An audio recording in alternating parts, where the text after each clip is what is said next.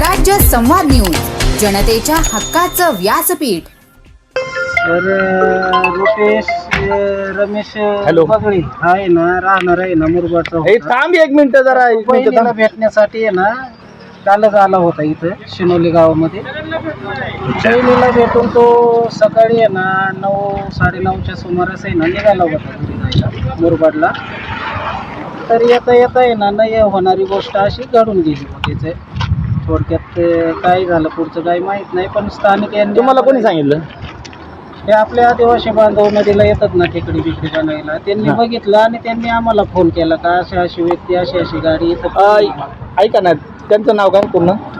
रुपेश रमेश बगळे. बघे कुठं आले होते?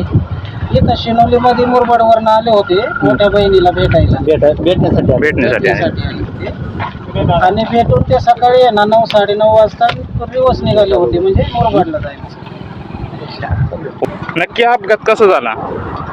काही सांगू शकत नाही, कारण गाडी तर इथं मुरुईमध्ये सापडली. इथं मुरुईपाशी येताना सकाळी तो चांगला बोलला 8:30च्या दरम्यान, आणि 9-9:30ला तो निघाला होता. आणि आम्हाला लगेच 15-20 मिनिटामध्ये फोन आला का असं अपघात झाली. आम्ही घटनास्थळी आलो, बघितलं. त्यावेळेस आल्यानंतर तुम्ही कॉल कोणाला केला पहिल्यांदा? कॉल आम्ही पहिला पोलिसांना केला. हां, पोलीस प्रशासन आलं इथं. डिपार्टमेंट किती वेळात इथं आलं? तरी डिपार्टमेंट आहे ना एक 15-20 मिनिटामध्ये आले. 15 ते 20 मिनिटं. 15. त्याच्यानंतर त्यांच्या आल्यानंतर तुम्ही त्यांच्या यांनी त्यांना बाहेर काढलं? बाहेर काढलं, कारण तो घरातलाच होता भाचा होता म्हणून. त्यावेळेस म्हणजे परिस्थिती काय होती? परिस्थिती अशी होती का तो पडला होता त्यावेळेसच तो पाण्यामध्ये. कुठं दिसले तुम्हाला? इथं समोर या पाण्याच्या शेजारी, म्हणजे गाडी इथं पडली होती निम्म्या पाण्यात, आणि त्याची बॉडी त्या साईडला तरंगत होती. गाडी पाण्यात होती का? हा, पाण्यात होती आणि पालथा पडलेला. त्याच्यासोबत कोण होतं का अजून? कोणीच नव्हतं, आणि कोणला इथं घटना झाली तेव्हा कोणला खबरच नव्हती. आज तिथं शक्यतो वाचवलं असतं.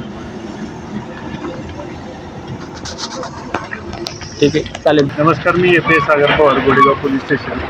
आपल्या गोडेगाव पोलीस स्टेशनच्या कार्यक्षेत्रामध्ये भीमाशंकरकडे जाणारा हा महत्त्वाचा मार्ग आहे. त्या मार्गावर शिनोली गावाच्या जवळपास एक वाहन अपघात झालेल्याची माहिती मिळाली होती, आणि तरुण या ठिकाणी असलेल्या ओढ्याच्या पाण्यामध्ये बुडालेलं असल्याचे समजलं होतं. तर तात्काळ आमचे पोलीस पथक या ठिकाणी आलं होतं, आणि ते व्यक्ती आणि गाडी बाहेर काढली. पण ते व्यक्तीला पुन्हा हॉस्पिटलला नेलं, त्यावेळी डॉक्टरांनी माहीत झालेली बाबत अशी माहिती आहे की ते शिवोली येथे त्यांच्या नातेवाईकाकडे आले होते, आणि त्यांचं मूळ गाव मुरबाड आहे. त्यामुळे ते शिनोलीकडून घोडेगावला निघाले होते. ही त्या ठिकाणी त्यांच्या ताब्यातली गाडी आहे. पुढचा तपास आणि पुढील चौकशी सुरू आहे.